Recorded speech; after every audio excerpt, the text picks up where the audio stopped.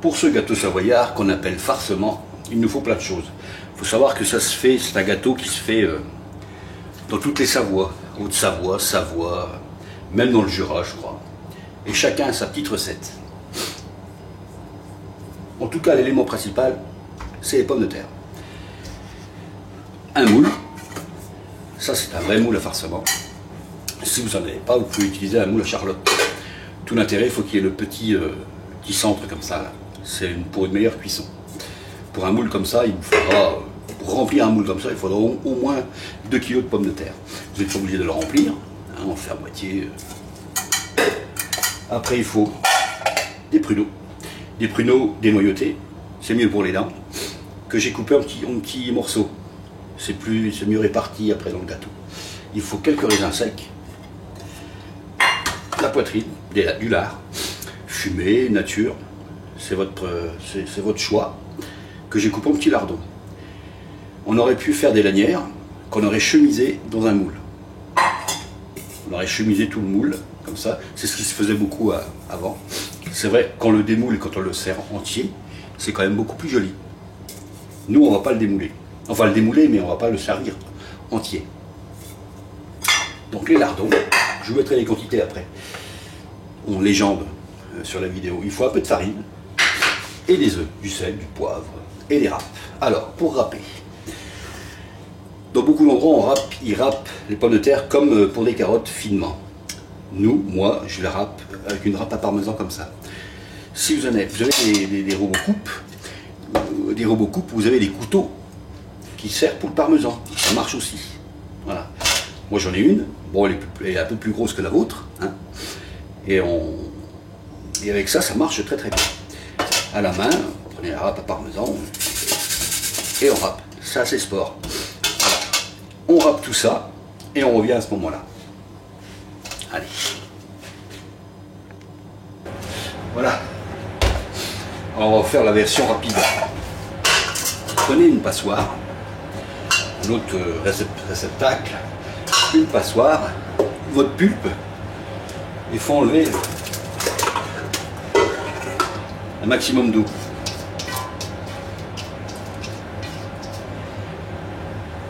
Parce que de l'eau, il y en a.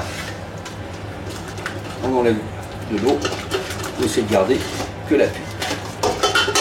Vous n'arriverez jamais à enlever toute l'eau, mais au moins une grande partie. Vous voyez, il y en a. Là, c'était de la petite pomme de terre nouvelle que j'ai mis. Ça marche avec toutes les pommes de terre. Charlotte, Amandine, Binch, tout ce que vous voulez, ça marche très très bien. Voilà. Et il reste la pulpe. Alors, faut pas non plus la sécher non plus la pulpe, mais enlever un maximum d'eau. C'est comme ça qu'on récupère la fécule en fait. Là c'est bon. Vous voyez, ça fait comme une purée. Et encore une fois, la mienne, c'est râpé finement, pas comme de la carotte. Je préfère. Ça fait plus gâteau, c'est plus joli. Ça, si vous vouliez récupérer la fécule, vous laisseriez reposer doucement et au fond, on retire l'eau et au fond, il y aura une petite pulpe. C'est la fécule de pomme de terre. Pour faire les gâteaux, tout ça. Voilà. Pour l'instant, c'est pas ce qui nous intéresse. Dans cette pulpe, on ajoute les pruneaux. Là, j'ai environ 400 grammes, je pense. Voilà. Allez, on met tout. Les pruneaux, ici j'ai 300 grammes de poitrine. Là, j'ai environ 50 grammes de raisins secs. Voilà, on mélange tout ça. Là-dedans, je vais ajouter 6 œufs.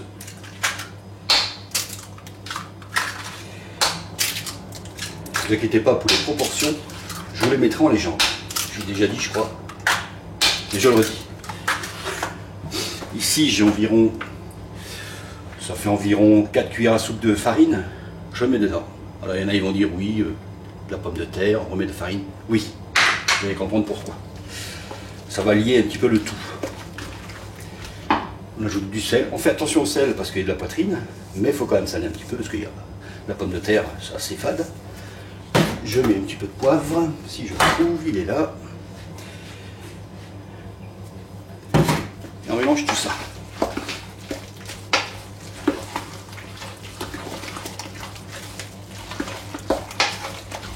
On mélange bien. Voilà, notre appareil est prêt.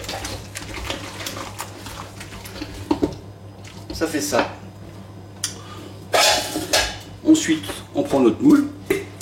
Celui-ci, le moule à Charlotte, que l'on va beurrer généreusement. Si je trouve un pinceau, avec un beurre mou, et on beurre. Si on avait voulu mettre des lanières de lard, on aurait beurré comme ça et mis les lanières. Encore une fois, moi je ne vais pas faire comme ça parce qu'on ne va pas le servir entier. Donc il n'y avait pas vraiment d'intérêt.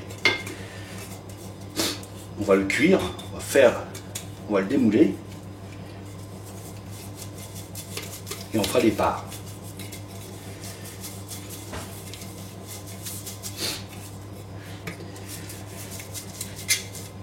Voilà comment chemiser un moule.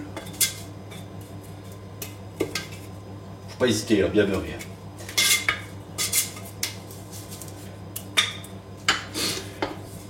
Voilà. Toute notre préparation, on la met dedans. Je pense que ça va remplir au 3/4. On met tout dedans.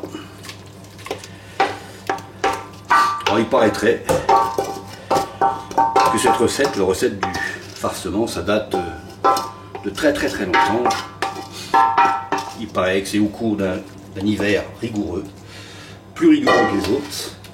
Ils n'avaient pas beaucoup à manger et ils ont décidé de mettre dedans tout ce qu'ils avaient à portée de main. C'est ce qu'on dit. Bon, personne ne saura jamais nous dire si c'est vrai ou faux.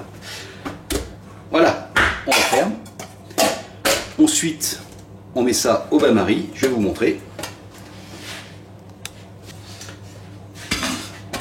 Petite casserole comme ça. Hop.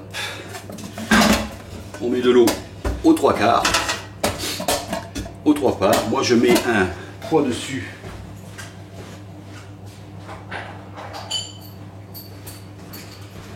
Comme ça. Pour pas qu'il bouge. Et on laisse cuire ça au moins 3 heures. Un petit frémissement. On met à bouillir, après on réduit le feu et on laisse ça cuire au moins 3 heures. Et je vous montre dans 3 heures ce qui devient. Alors là ça fait 3 heures qu'il est là.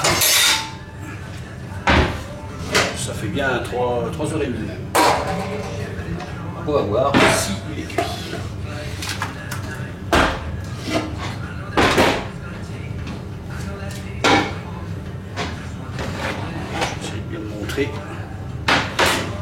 Diriger la caméra.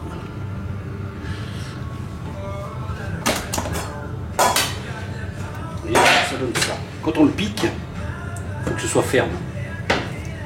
Pas trop non plus, mais ferme. Après on décolle.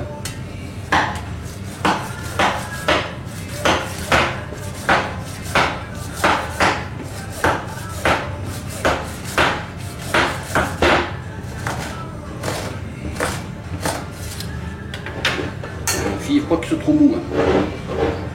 Si jamais il était trop mou, il faudra attendre un petit peu qu'il refroidisse avant de le démouler.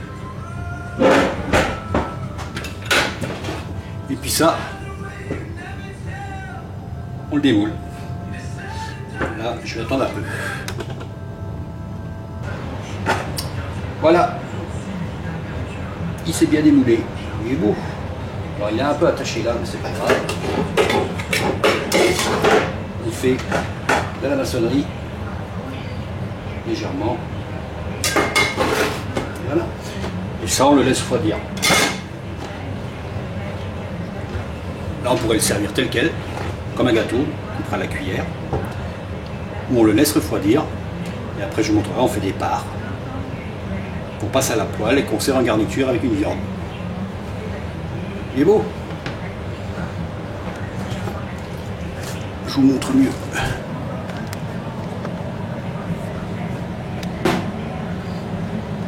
Magnifique ce farcement. Allez, à vous.